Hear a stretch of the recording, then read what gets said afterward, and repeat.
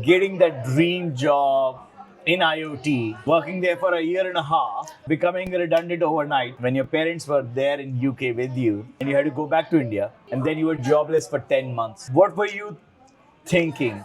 How did you feel during those 10 months? To be honest, I felt really bad. I felt really bad that why I was there in that kind of situation. So you were telling us about how you found your first job. It was really hard. I was trying a lot.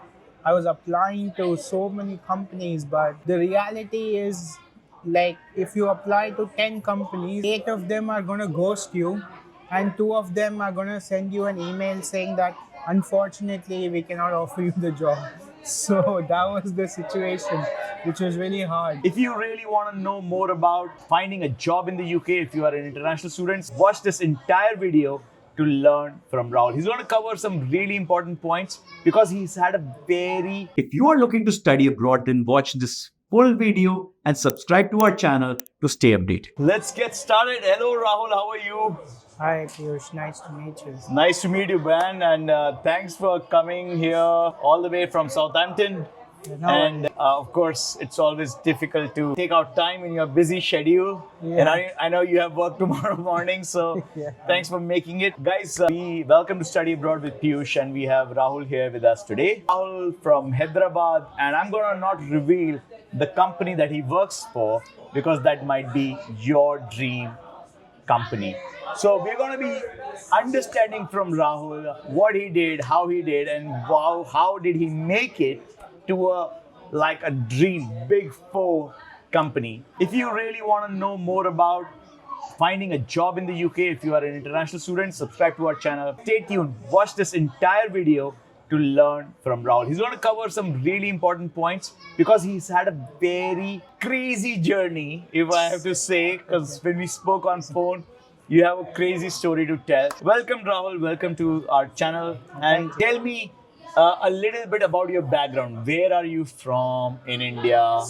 What did you study? What did you do before you came to UK?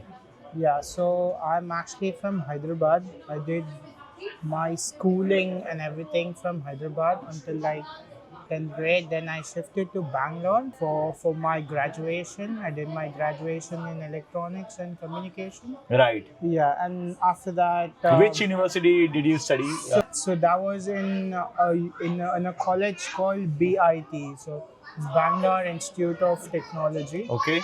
So after completing my graduation over there, I came to the UK to do my master's. So you did not have any prior experience? No, not really. So I actually there was a gap in between when I finished my BTech and the time it took to come to the UK. So in that time frame, I was actually working as a kind of like a sales assistant, but not close enough to my industry and what I really wanted to do. Right.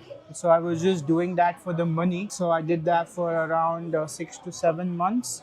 And then once I got into the university, I came to the UK in September 2021. So from Bournemouth University, I got a master's. So you got your master's from Bournemouth University. What subject did you study? Yeah, so I studied Internet of Things and Data Science. IoT and data science. IoT and Data Science. Yeah. So that is the degree I finished in. Then after finishing that, I got a job as a developer. So I worked as a IoT developer and data analyst for around 1 to 1.5 years.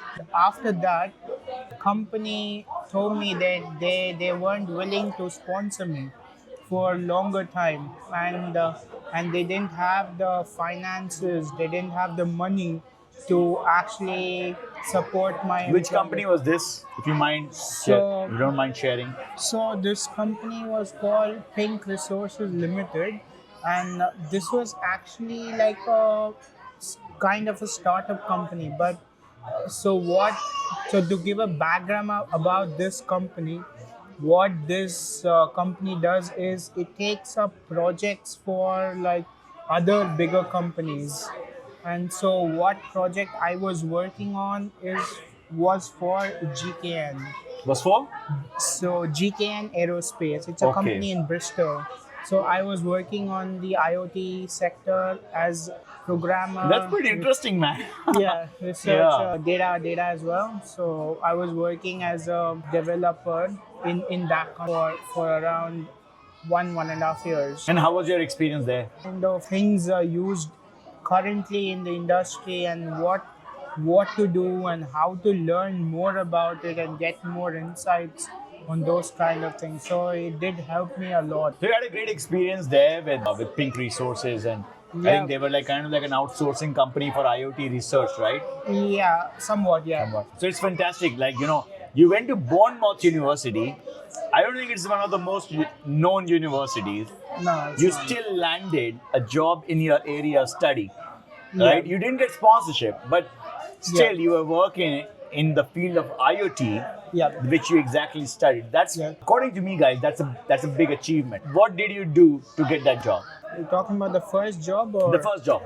okay? So the first job I was looking at, I was like connecting with people on LinkedIn, Mm-hmm. and so I found the CEO of the company, the CEO of the company, and he looked at my profile and he sent out a message to me. So you And got an incoming message. yeah, I got an Wow. incoming. So he reached out to me and said, "Yeah, there is like an opportunity for you, and it's in the field of IoT research, because in the tech sector in the UK, it's really hard to find like local talent, and most of the tech jobs or anything related to IT, these are like filled with Indians or Pakistanis or South Asians in general. Right. Yeah, so he was impressed with my profile. So he reached out to me and he said, "Yeah, we do have a job for you." I so anyways, I had applied for my post study work visa. But that's great, man. This company was based out of Bournemouth. Company was based in Bristol. So you were telling us about how you found your first job at Pink Resources. Yeah, the CEO reached out to me saying that we do have like a good opportunity for you. It's related in the IoT and the data field, and he also sent me over the job description so I can look at it and see if it's good enough for me. So I did see it and I found it really interesting, and I told him, yeah, I'm willing to do the job. So after that, he just took like just one interview with me, and he was impressed. And after that, he gave me the job. So, guys, let's take a small pause and let me tell you that I counsel hundreds of students looking to study abroad every month. And I am here to help you guys not just with understanding your profile, which country or university is the best one for you, but help you through the admission process. And me and my team will get you your visa on time. And if you want a one on one counseling session with me, please go into the description. There is a link to my Calendly and you can book a one-on-one slot with me. And let's get back to our video now. So you guys, you're looking at the luckiest man in UK who got a job coming. The founder of a company is writing to him that they want to hire him, when everyone is like applying for like 2,000 jobs every day.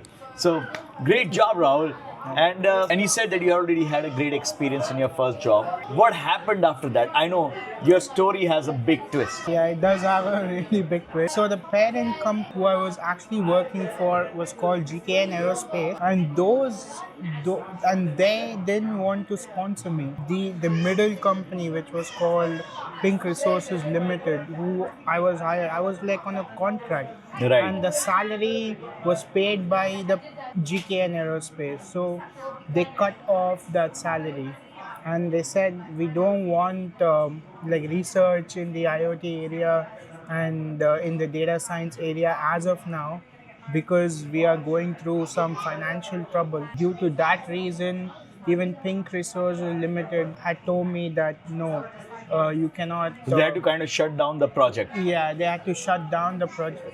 So I was working on like multiple projects. So they had to shut down all the projects because of their financial issues. One morning I get a call from my CEO, and he said, "Oh, company has shut down your project. And, you wouldn't be working on any projects now." I said, okay, what do you mean by that?